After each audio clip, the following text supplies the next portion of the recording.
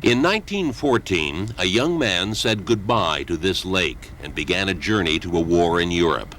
Bill Stewart was 22. He lived in Renfrew. The war Stewart was heading to would claim the lives of millions, but it began with just one death. This man, the Austrian Archduke Franz Ferdinand, murdered with his wife by Serbian nationalists. Like a collapsing house of cards, Austria's declaration of war against Serbia brought Britain, France, Russia, and Germany to arms. The First World War had begun.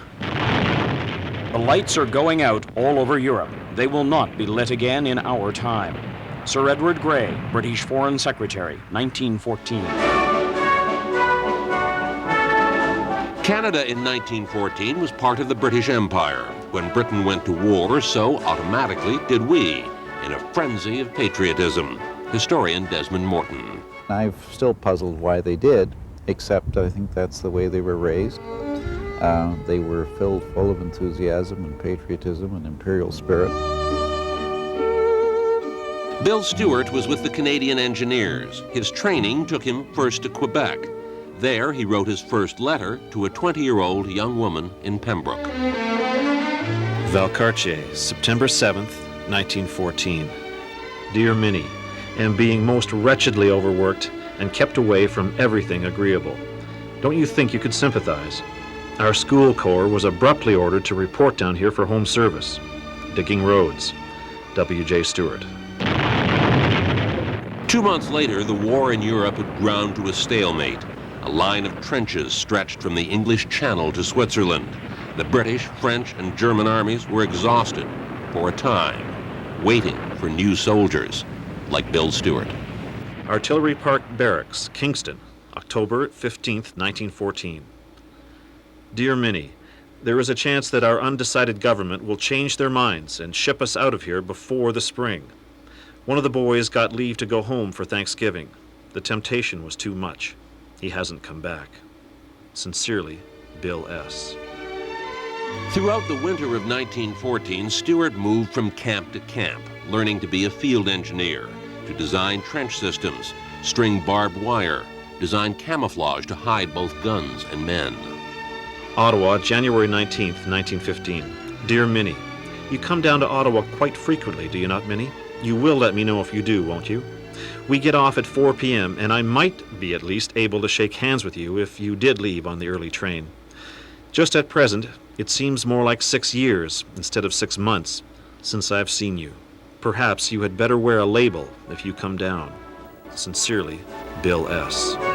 In the spring of 1915, the first flush of enthusiasm for war was passing, but not for everyone.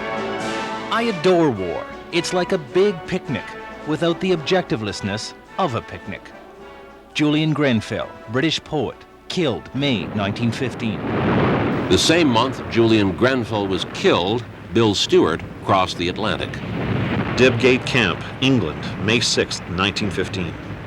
Dear Minnie, we had some trip over, 11 days of it.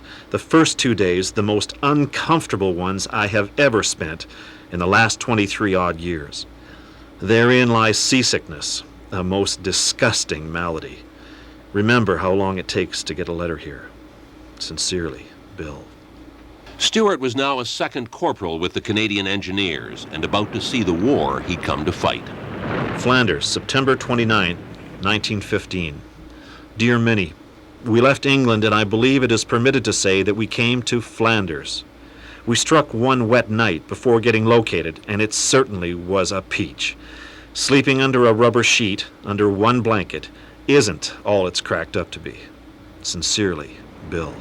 Rain and mud was everywhere.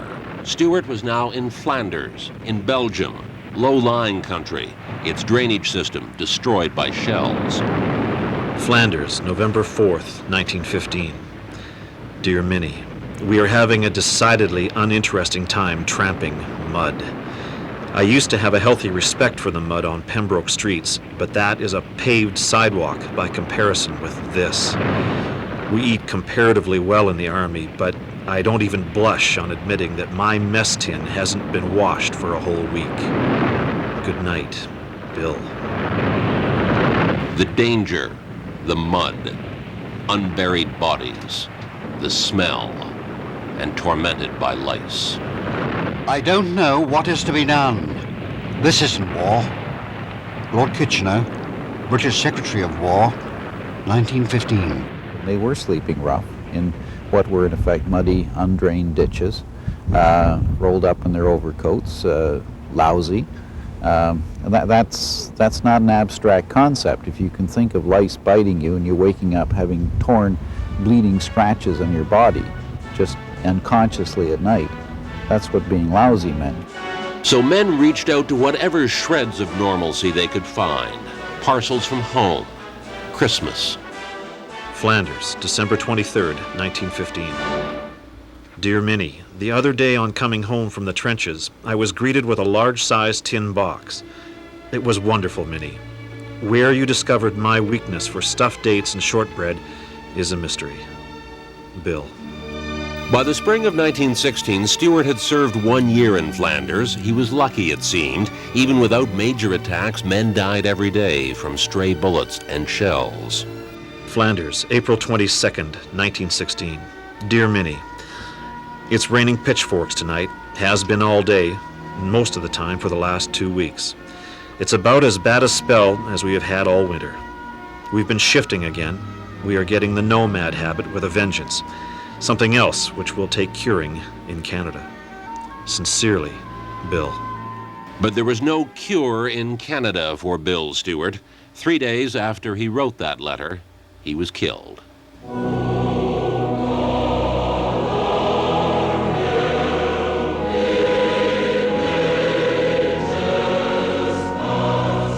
Bill Stewart was buried in Flanders. There is a plaque in his memory in the cemetery outside of Renfrew. Minnie lived on until 1988. She kept Bill Stewart's letters all her life. 60,000 Canadians died in World War I. Bill Stewart was one of them.